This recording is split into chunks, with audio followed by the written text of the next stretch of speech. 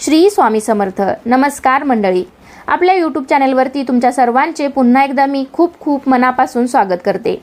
तर यंदा 2026 मध्ये 13 ऑगस्ट पासून श्रावण महिन्याला प्रारंभ होत आहे आणि 11 सप्टेंबर 2026 रोजी श्रावण महिना हा संपत आहे.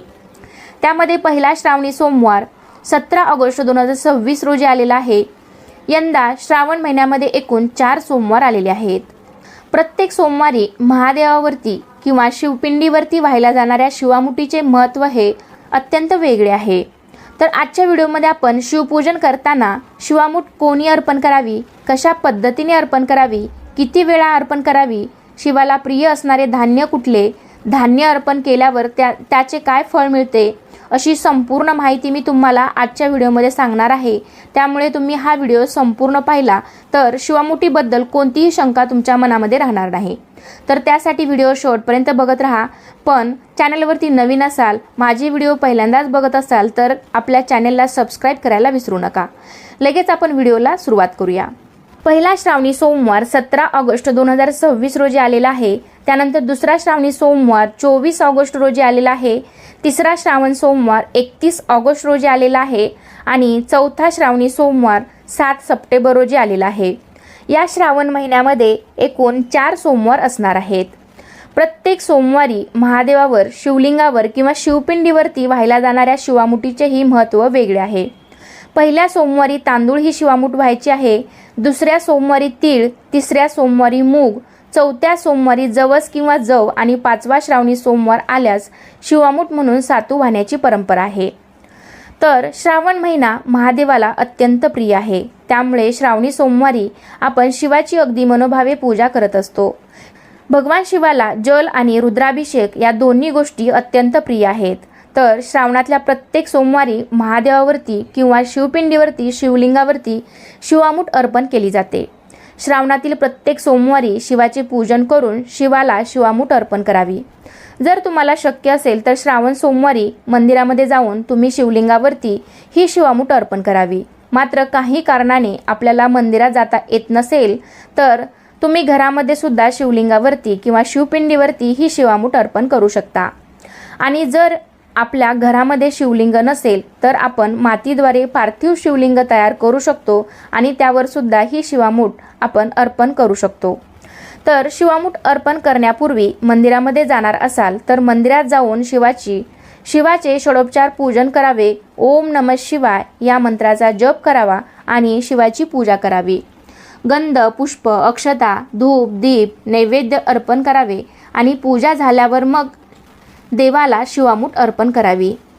आणि जरी घरी तुम्ही शिवलिंगावरती शिवामुठ अर्पण करणार असाल तर मग शिवलिंगाची पूजा आधी करून घ्यावी. शिवलिंगावरती स्वच्छ पाण्याचा, गंगाजल आणि दुधाचा अभिषेक करून मग शिवलिंगाची पूजा करावी.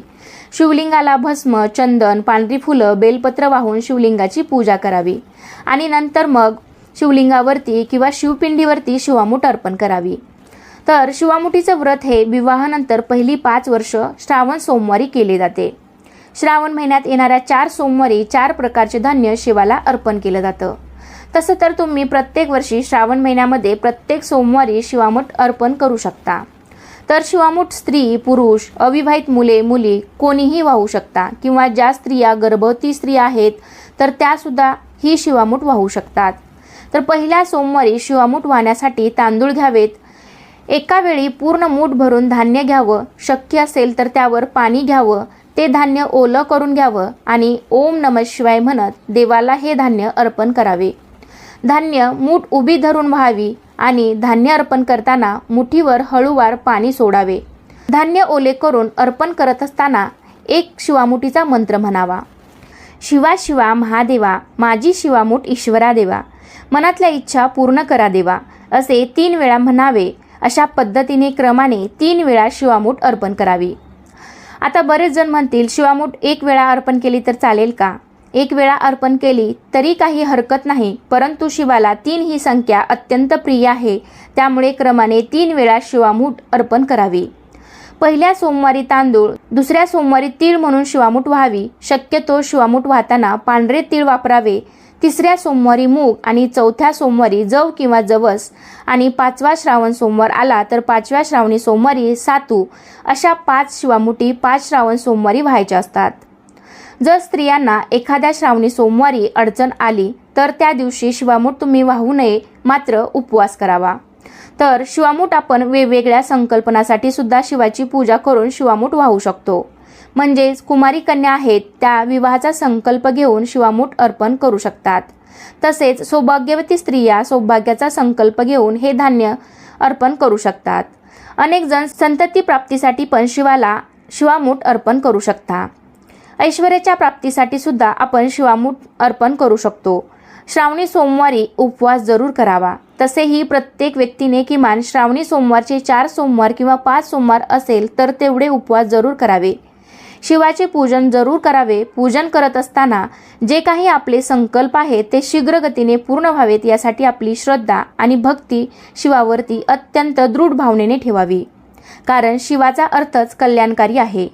शिव हा सर्वांचा कल्याण करणारा आहे. देव, दानव, दैत्य या सर्वांना आणि मानवांना सुद्धा शिवाने अनेकदा वरदान दिले आहे. त्यामुळे त्यांना भोलेनाथ म्हटले जाते. भोलेनाथांचा पवित्र असा सोमवार आणि विशेषतः श्रावणातला सोमवार आणि यावेळी केलेलं हे शिवामुठीचं व्रत अत्यंत सफल आणि शीघ्रतेनं इच्छित फळ प्रदान करणारे असते.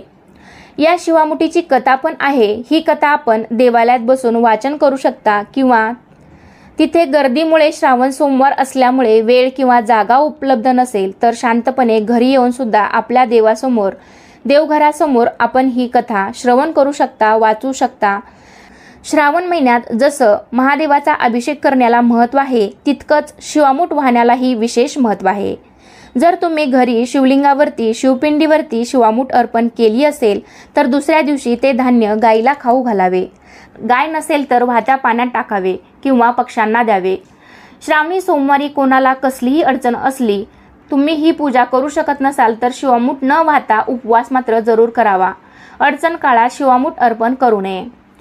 अशा प्रकारे आपण या शिवामूठ व्रताचं पूजन जरूर करावं किंवा प्रत्येक श्रावण सोमवारी शिवामूठ जरूर व्हावी आणि त्यातून आपली मानसिक, लौकिक आणि पारलौकिक इच्छांची पूर्तता व्हावी अशी प्रार्थना करावी.